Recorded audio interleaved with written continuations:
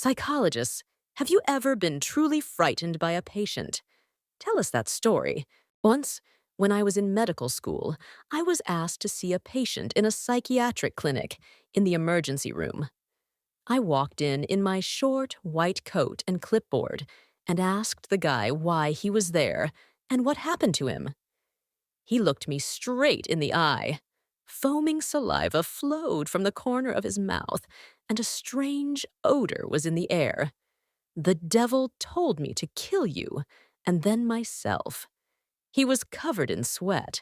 His eyes were bloodshot, and there were dark red-brown stains on his sweater.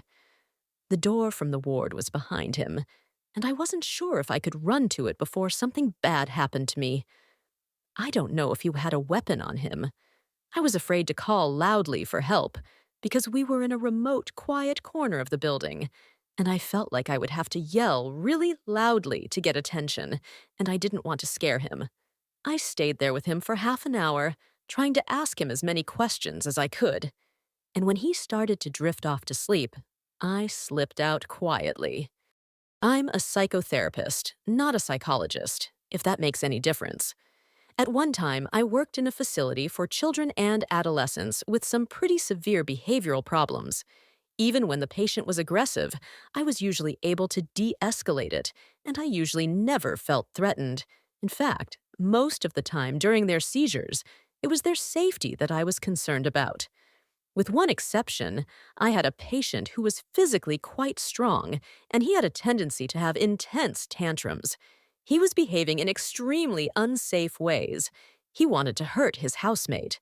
So I had to restrict his freedom. He was in the staff's line of sight at all times. In response to this, he once ran up to me and tried to strangle me. Fortunately, the staff got there in time and prevented this kid from seriously hurting me. Another time, the same kid ripped off a curtain rod in his room and swung it in my direction to hit me in the head. I dodged it in time. Oddly enough, the other 99% of the time we had a pretty good relationship, and I generally enjoyed working with him. I'm studying to be a clinical psychologist right now. Nothing freaked me out. But my friend had a client who made her feel extremely uncomfortable. Without revealing any information that might violate confidentiality, I'll just say that he had a problem with masturbating too much. At one point, he asked my friend if at the next session they could watch prawn together. He wanted to show her what he was doing while watching. Another time, he told her about his habit of lightly touching his penis through his pants. Totally inappropriate behavior. This guy had a lot of other mental health issues. But when these particular details came out, her supervisor took this patient away from her because his situation was not appropriate for student teaching, and my friend didn't feel safe. In my final year of uni, when we were studying psychology, we had the opportunity to meet convicted criminals. I had a conversation with a man, about 30 years old, who was a child molester. He told me that he married women and then raped their young daughters, each of whom were 6 to 7 years old. Before our conversation, I was told not to condemn him in any way, but to just listen. I even had to sign a form stating that I would not give in to my emotions. I asked him about how his victims lived. He said that some of the women he married had other children, and in one case his victim had an older sister who was 13 years old, but he never even touched her.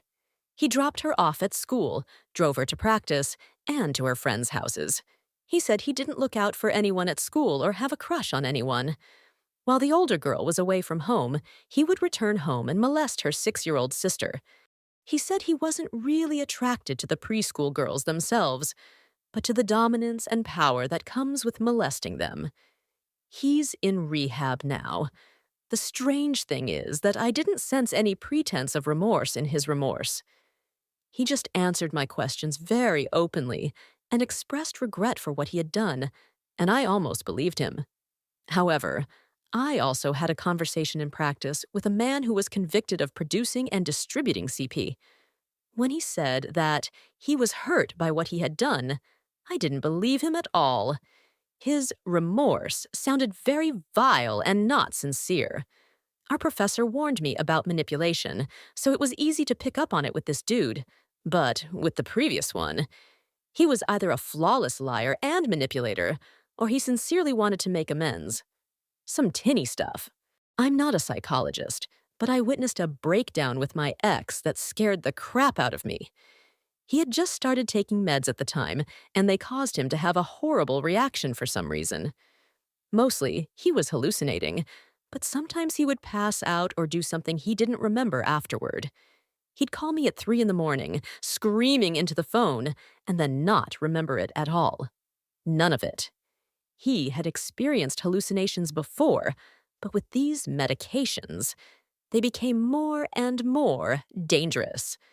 In particular, I recall one scary incident when, during one of his breakdowns, he called me again and said, "I've boiled the water." I asked why, because it was 3 o'clock in the morning, to which he eerily calmly replied, "They said I had to put my hand in here." It was terribly scary. I finally talked him into going to the hospital the next morning to ask for a medication change, and he reluctantly agreed. While he was in the hospital, he started vomiting blood and had to have his stomach pumped. It turned out that he had swallowed a whole packet of these pills during one of his seizures. I'm a clinical psychologist. At one time, I worked in a prison. There was a case when I had to conduct a psychological assessment of a prisoner for the possibility of his parole. The inmate was a high-ranking member of a local criminal gang. According to him, he was the most reputable in the state. In fact, he was sent to prison to keep an eye on his people and keep the peace. He had a whole long record of violent behavior and, in my opinion, was a real psychopath. Part of the examination was a discussion of the crime committed, an assessment of the inmate's remorse, etc. He very cynically described how he tortured that guy, how he left him for dead because of an unpaid debt. Live by the sword and die by the sword was how he described that act. He treated his crime like it was nothing. He was also very nonchalant when he told me that he could mind his own business while in prison, and it was believable. Out of the last 15 years of his life, he was only out for a year and a half. My recommendation was to keep him on parole. I made various arguments based on certain factors, and in the end, the parole board accepted my recommendation. I was doing my first parole evaluation at the time, and I was really scared about how this guy, being in prison, could influence the world around him. If he wanted to, he could send someone to my house. I didn't doubt that. But the more experienced psychologists tried to reassure me, told me not to worry about it, because the guy knew how the procedure worked. They assured me that he would not take the final decision to heart. But they didn't really convince me. A few months later, I was running a psychological group for long-term offenders, and he was one of the participants. After the first session, I took him aside and asked him if there were any problems between us. He smiled at me and told me not to worry. I had done my job, and he didn't blame me for writing what I wrote because it was true. He went on to become a very capable and active member of that psychological group. I used to work in a psychiatric hospital as a security guard. We had a huge guy with schizophrenia who was kept in 15B ward for those who were legally recognized as dangerous to society and were forbidden to leave the ward. The man was 2 meters tall. He had huge muscles. He used to be an MMA fighter. When he took his medication, he became a very nice guy, but when he was psychotic, he was not to be trifled with. Sometimes we even had to call the police to get the cops to help us deal with him. One time, I was standing guard at the entrance to 15. This guy was fine, so he was allowed to go out for a walk. At one point, he put aside the magazine he was reading, went into his room, and came out of there completely naked. He walked over to me, stood an inch away from me, and looked down at me. Literally looked down because I'm 5 feet 4 inches. He told me he was leaving. I asked if I should give him shoes or a robe.